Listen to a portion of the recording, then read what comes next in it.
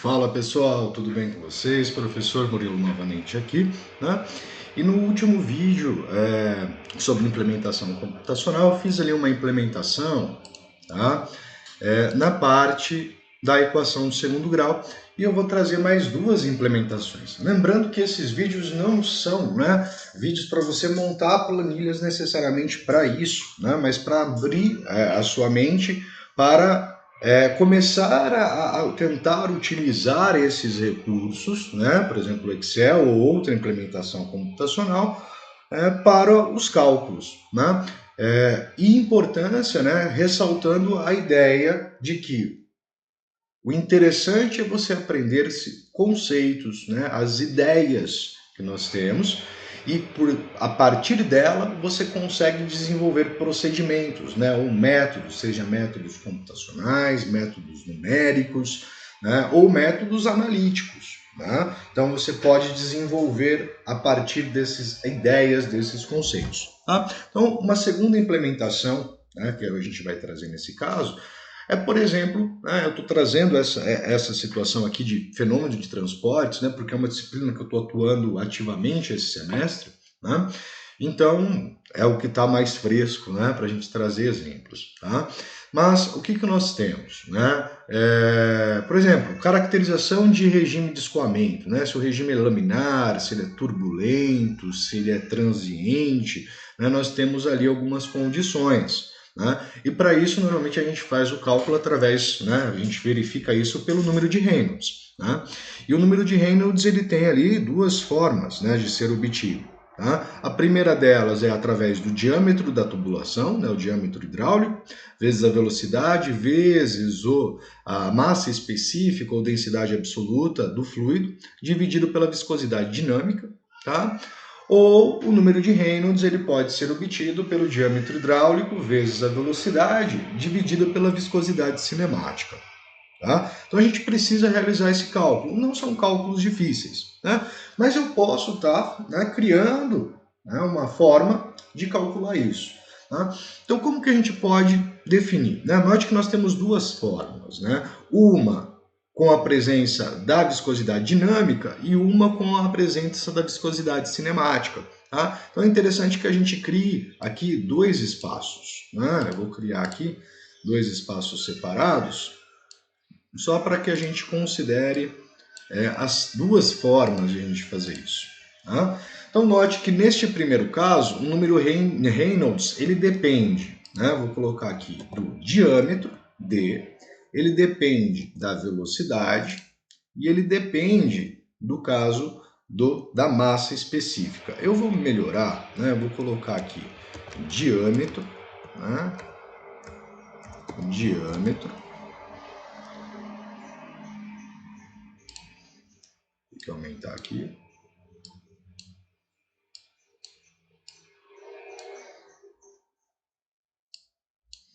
Diâmetro, velocidade, densidade,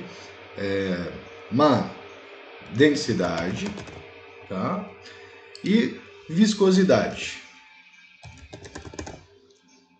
absoluta, viscosidade ABS. Enquanto na segunda a gente precisa do diâmetro, precisamos também da velocidade e precisamos da viscosidade cinemática. Só organizar aqui para que a gente tenha todas as expressões.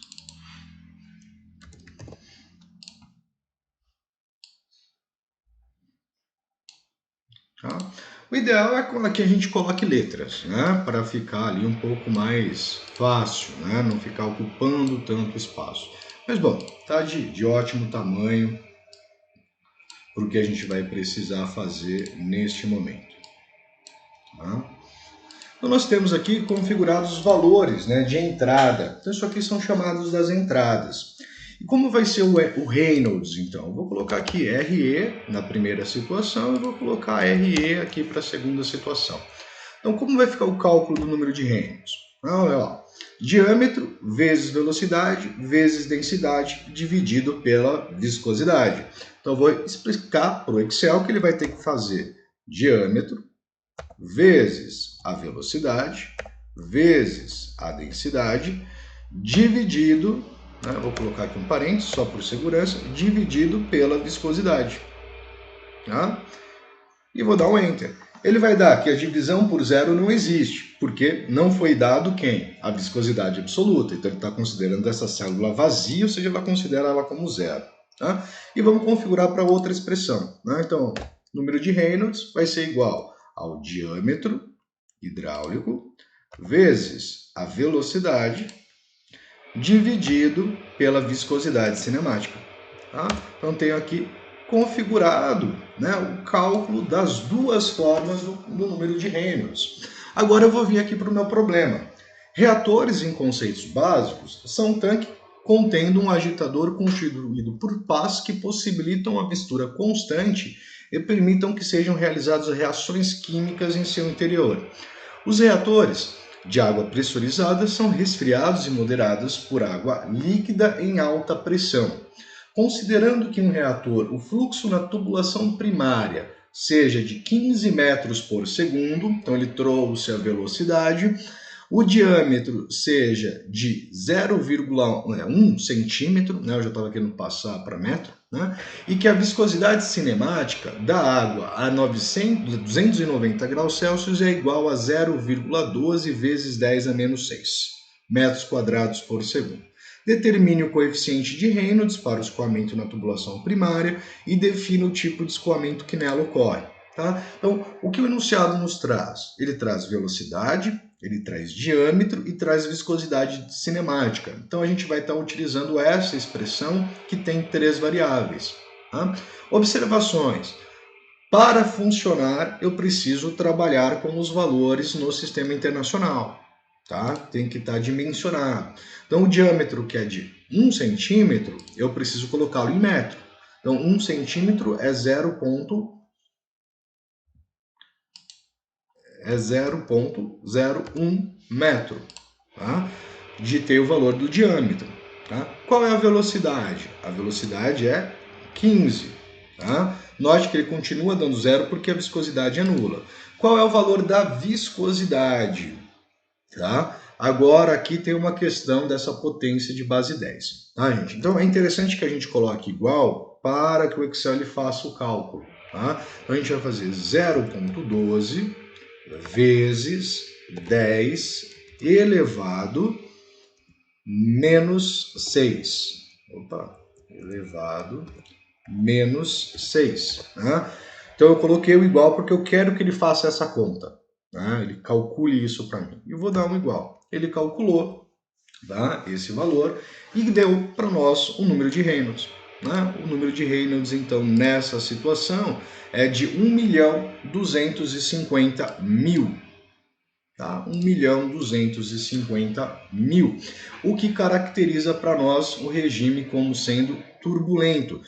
Professor, mas dá para o Excel, por exemplo, fazer essa caracterização? Dá, eu consigo trazer aqui caracterização, né? Posso definir essa caracterização. Agora, essa caracterização ela vai ser adotada segundo os padrões que a gente está utilizando. Né? No caso, a gente trabalha ali com abaixo de 2.000 é laminar, entre 2.000 e 2.400, né? Você vai ter transiente, tá? E se você tiver acima de 2.400, você tem escoamento turbulento. Então eu vou colocar aqui igual se, tá? Se o número de Reynolds, tá, ele for então menor do que 2.000, vou colocar menor ou igual, tá? Menor igual a 2.000, eu vou querer que ele apresente para mim laminar. Tá? Caso contrário, ele vai me apresentar turbulento. Aqui tem um pequeno problema. Tá? Note, tá, que ele não vai, né, levar em consideração aqui o transiente. Eu poderia criar um outro padrão aqui também, né? Que seria o ou, né? Ou isso, né? Ou, né, no caso, criar aqui uma expressão um pouquinho mais complexa para ele fazer a comparação. Mas vamos trabalhar aqui com essa ideia, né? Então, laminar e se caso contrário, né, ele for turbulento, tá? Caso contrário, ele é turbulento, tá? Ele vai apresentar para nós que o regime ele é turbulento, tá? Por causa que o valor ele é acima de 2.000. Tá? Ou poderia configurar ali acima de 2.000, laminar. Estou trazendo uma discussão muito grande. Mas implementação. Você fez essa implementação agora, pessoal? Qualquer problema que envolve número de Reynolds, você vem aqui e joga esses valores. Tá? Então eu estou pegando o conceito, estou olhando para esse conceito e estou fazendo uma implementação, né, utilizando o Excel. Estou implementando esse conceito no Excel para ele servir como uma ferramenta para o meu cálculo. Tá? Agora é você mudar a situação. Né? Digamos, qual que é o diâmetro? O diâmetro que eu tenho é de 10 centímetros. Beleza, 0,1. Qual que é a velocidade do escoamento? A velocidade do escoamento ela está ocorrendo por 4 metros por segundo. Qual que é a densidade? Eu estou trabalhando com água. Né? A densidade da água é 1000. Certo? Estou trabalhando qual é a viscosidade absoluta da água, né? 0,001. Estou colocando aqui um valor aleatório, né? Viscosidade absoluta. Então, qual é o número de Reynolds para esse escoamento? 400.000.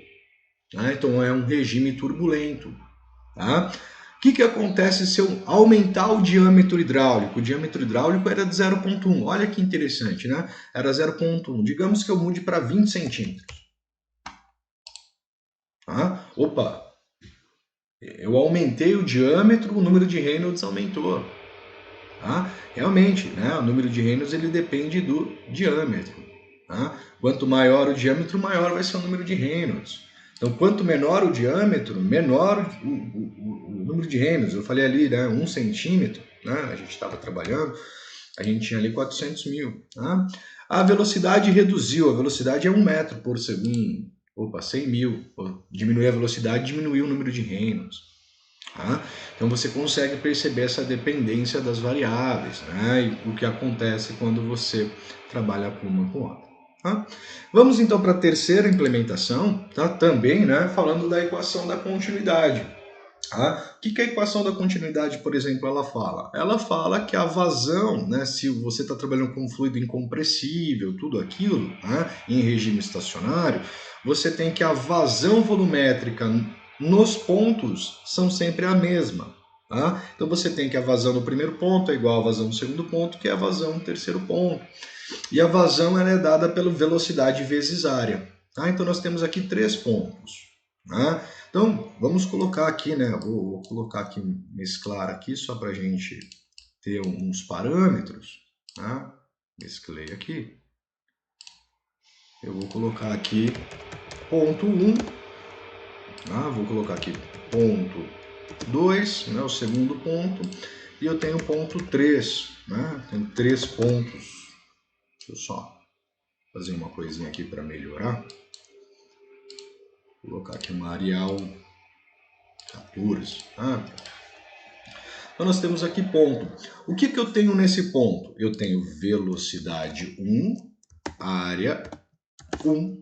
Tá? No segundo ponto, eu tenho velocidade 2, área 2. No terceiro ponto, eu tenho velocidade 3 e área 3. Tá? Tenho aqui, então, uma relação, né, entre os pontos que a gente está trabalhando. Tá? Agora, né, para que a gente usa essa equação da continuidade? Normalmente para medir velocidade. Tá? Normalmente para medir velocidade. Tá?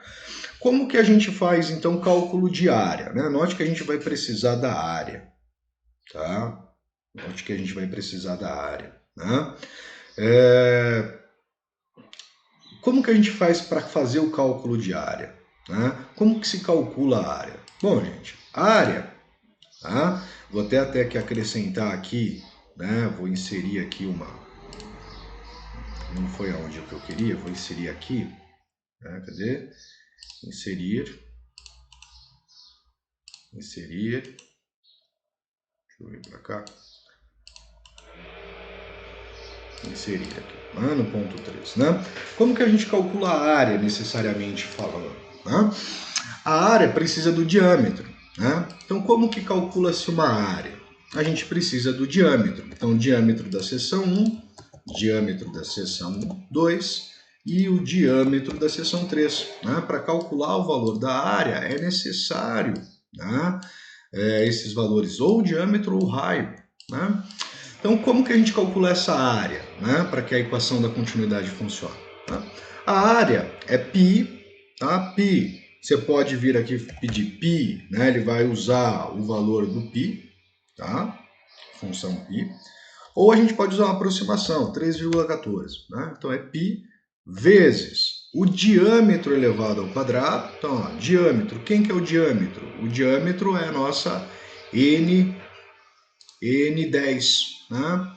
Elevado ao quadrado. Tá? Então, vou colocar aqui um parênteses. Tá? Vou colocar aqui um parênteses que eu não coloquei inicialmente. Elevado ao quadrado, dividido por 4. Ele vai calcular a área, né? Então, igual a área, vou repetir aqui, 3,14, não coloquei o parênteses, 3,14 vezes o valor do diâmetro elevado ao quadrado, dividido por 4. Tá? A mesma coisa para a área 3, ela vai ser igual a 3,14 vezes o diâmetro ao quadrado, o diâmetro elevado ao quadrado, dividido por 4. Tá? Então, configurei os cálculos de área.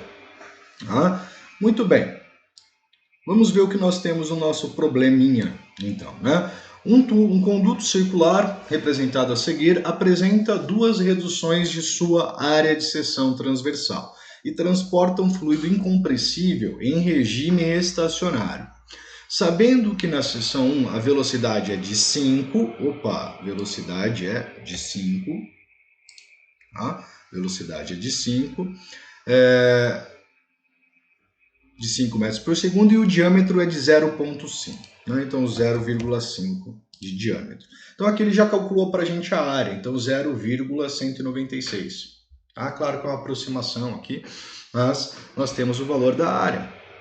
Tá? Então eu conseguiria calcular até mesmo a questão aqui da velocidade. Né? Eu poderia aqui calcular a questão da velocidade ou da vazão, tá? Da vazão em volume. Na seção 2, tá? Ele fala que na seção 2 e 3, os diâmetros são respectivamente 0,2 e 0,1. Então, o diâmetro na seção 2 é 0,2, tá? E o diâmetro na seção 3 é 0,1. Tá? Aqui está feito os cálculos de área. Digamos, aí eu quero calcular a velocidade nesse segundo ponto. Tá? Eu não tenho essa velocidade no segundo ponto. Como que eu posso calcular essa velocidade? Vamos ver, ó, a velocidade está aqui, né? Então, se a gente pega essa área e ela passa dividindo, né, área 1 vezes velocidade 1, você vai estar isolando a velocidade 2. Tá? Então, eu posso fazer o seguinte, ó, velocidade 2 vai ser igual a área 1 vezes velocidade 1, certo? Essa parte da expressão, dividido pela área 2, tá? Que passou dividindo aqui, ó. Então, fiz a implementação. Qual vai ser a velocidade? 31,25 metros quadrados, né? Metros por segundo. Ou seja, nós tivemos um aumento da velocidade para a seção 2, devido à redução do nosso conduto. Tá? E a velocidade 3? Né? Como a equação da continuidade diz que a vazão é a mesma, a gente pode comparar com 1 ou comparar com o 2. Tá? Então, como fica o cálculo da velocidade 3? Velocidade 3 vai ser, então, igual a área 1 vezes a velocidade 1, poderia estar usando o segundo ponto como referência, certo? Poderia estar usando o segundo ponto como referência. Dividido, então, pela área 3. Né? Ao invés de usar a área 2, a gente usa a área 3. E nós vamos ter aqui que vai ser de 125 metros por segundo. Tá? Então está implementado. Você fez essa primeira implementação, note que eu falo assim, olha, mudou, tá? A situação mudou. Mudou como? A velocidade 1 não é 5, a velocidade 1 é 10. Note que automaticamente ele já calculou a velocidade na seção 2 e na seção 3. Tá? Porque ele depende do valor da célula, tá? E não de um valor fixo, né? Esse é um valor variável. O diâmetro também não é 0,5 mais, o diâmetro passou a 0,3 no primeiro ponto, no segundo ponto teve uma ampliação, então era 0,3, ele passou a ser 0,6, e teve uma redução no terceiro de novo, que passou a ser 0,2. Tá? Então note que ele automaticamente já calculou os valores das áreas, né, e os valores das velocidades. Então nessa nova situação, você tem 10 de velocidade no primeiro ponto, 2,5 no segundo ponto, ou seja, dobrou, né? Você dobrou aqui o diâmetro, a velocidade ficou 1/4 menor, né? Depois você teve aqui uma redução de novo, o diâmetro passou a ser 0,2, a área reduziu, a velocidade ela aumentou de novo, né? Se tornando aí praticamente 9 vezes, né, maior, né? 9 vezes maior. Tá? Então isso são implementações. Então você pode, né, a partir do momento que você entende o conceito, né, a ideia das coisas, tá? Você pode, por exemplo, né, implementar isso computacionalmente, seja numa planilha do Excel, seja num programa em Python, em Java, na linguagem que você preferir, e você deixa a parte de cálculo para ir para essa ferramenta computacional. Tá? Então o importante é criar-se a ideia de conceitos. Né? Desses conceitos você consegue desenvolver coisas, né? Criar-se coisas. Tá? Pessoal, espero que esse vídeo contribua para a formação de vocês de uma forma geral, tá? Vocês comecem a olhar com mais carinho para essa questão conceitual dessas expressões e principalmente, né, que vocês comecem a treinar, criar planilhas também. Né? Você usar esses conceitos que são apresentados e você ir trabalhando eles no Excel. Vou treinar aqui, vou tentar implementar isso daqui para eu fazer o cálculo no Excel. Né? E você vai criando, né, esse seu repertório de planilhas, de controle, que foi você mesmo que produziu. Tá? Pessoal, grande abraço, fiquem com Deus, fui!